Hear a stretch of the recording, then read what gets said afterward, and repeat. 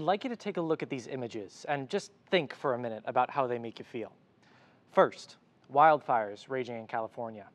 Last year, over 5 million acres of forest burned in the West. Second, a hurricane battering the coast of Puerto Rico.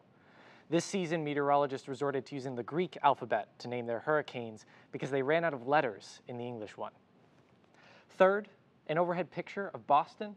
And of course, fourth, what Boston will look like after the 10 feet of sea level rise projected to occur within the next 80 years.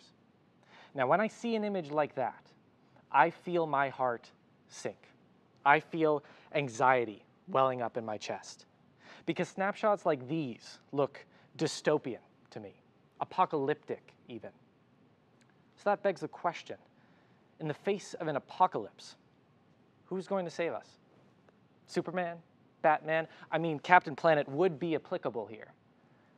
Now, obviously, I'm kidding. These fictional heroes can't solve this problem for us.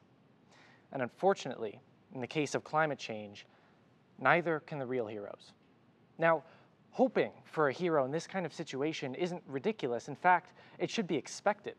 After all, we've seen that hero trope play out time and time and time and time and time again in our media.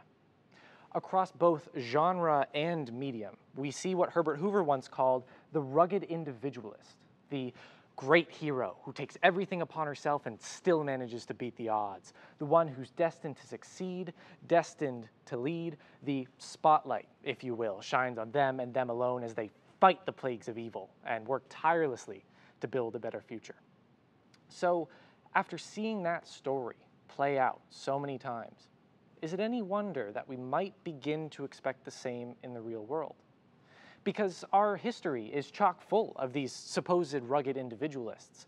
When we learn about, discuss major social or political movements, we tend to interpret them, more often than not, through the lens of their most prominent figures. Civil rights movement, Martin Luther King Jr., Malcolm X, John F. Kennedy, Lyndon B. Johnson. The fight for Indian independence, Gandhi. The Great Depression, Franklin Delano Roosevelt.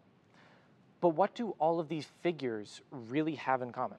Without millions of people, either one, protesting alongside them, two, voting them into office, or three, actually pressuring them to take more substantial action, none of them would be known today. Now, these figures had great individual skill, there's no doubt about that, but they weren't crafted solely through that individual skill, but rather through the support of millions of people.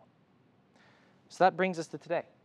In the face of another incredible threat, we're hoping for another incredible hero. So who's it going to be? Well, whenever I look at that picture, I can only help but laugh. Because at one time, I really did want to be that hero. I had read about and studied incredible examples of leadership, exhibited by figures like Martin Luther King Jr. and Gandhi, but tried to emulate their success individually. So I started an environmental blog, went to protests, sought out speaking opportunities, all commendable efforts, certainly, but ones done largely in isolation. Eventually, I joined an environmental nonprofit, got myself a leadership position, maybe grew my hair out a little bit too long, and suddenly I have the opportunity to plan a conference. I thought to myself, wow, this is my chance to be the leader that I want to be the hero that I want to be. And you can probably see where I'm going with this. I took what I had seen in the media and seen throughout history, and internalized it. Tried to do all the planning, all the work myself. And it flopped. That's the moment that I realized that not only was that hero title not for me, but that the kind of hero title we ascribe to the figures we revere, it isn't fit for anyone. But in recent years, we've seen some really promising heroic candidates start to emerge. Judith Scott-Martinez, Varshni Prakash, Greta Thunberg, hell, maybe even Joe Biden for some of us. And it becomes all the more tempting when we see or hear about the kind of destruction that climate change wreaks in our society to comfort ourselves with thoughts of heroes. I don't need to get involved, the environmentalists are handling it, or I don't need to get involved, the government's going to handle it. I mean, I'll be the first to admit that I've comforted myself with those thoughts too, because in one way, that's almost what we've been taught to do. But something like the civil rights movement in the 1960s required millions of people to rise up and fight for their fundamental human right to coexist. Now, we need that kind of movement today, but this time it can't just be in the United States. We have to mobilize billions of people across hundreds of countries, languages, and cultures. So how do we do it? Well, I mean, maybe a little bit ironically, it starts with the individual. Before we as a society can take a meaningful step forward, each of us must first recognize that our heroes cannot fix this problem for us. They can't save us on our own. In short, we must replace that rugged individualist mindset with one focused around kinship, around uniting as a global community, striving to fix this problem together. Now, according to Erica Chenoweth, a political scientist at Harvard University who has studied hundreds of political and social movements that have occurred over the past century, it takes just 3.5% of a particular population actively engaged in protests to ensure some kind of serious political or social change. Just 3.5% and a movement succeeds. Take, for example, the People Power movement in the Philippines. At its height in 1986, that movement actively engaged about 2 million people, which at the time was just barely 3.6% of the population. And that movement forced the Marcos regime in that country to fold on the 4th day of protest. When we have people power, we win, and I'm sure you don't need me to tell you that. But perhaps most importantly, regardless of the quality of a movement's leaders or heroes, if enough people don't step up alongside them, we fail.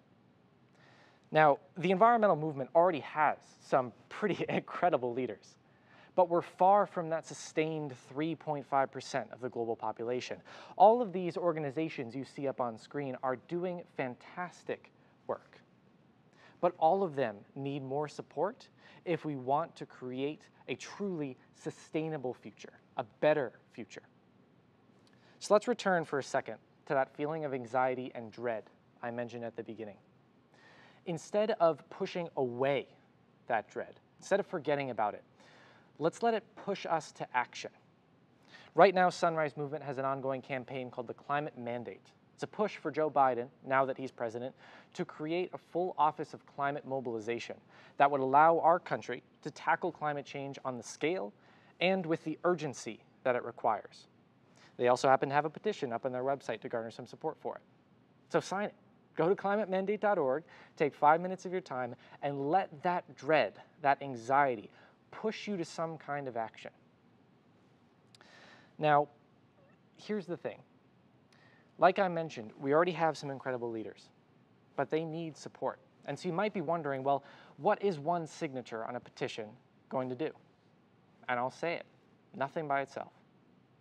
But if you and I and millions of other people continuously voice their support for these kinds of policies, that gives both the moral and logical foundation for our leaders and the people working alongside them to continue their fight. And if you can fill out a petition, I guarantee that you can take another small step. So be open to the next time that these people and these organizations reach out. Because no matter your schedule, no matter your skill level, there is a way for you to be an active participant in this fight. But even if you choose not to take action, if you choose or wake up tomorrow morning having forgotten the majority of what I've said here, there's one thing that I really want you to remember. Superman isn't coming to save us. Greta Thunberg isn't coming to save us. And Joe Biden is not coming to save us. So who will? Who is going to save us? We will, collectively. Because the truth is, we don't need another hero, and we sure as hell don't need another rugged individualist. We need you. Thank you.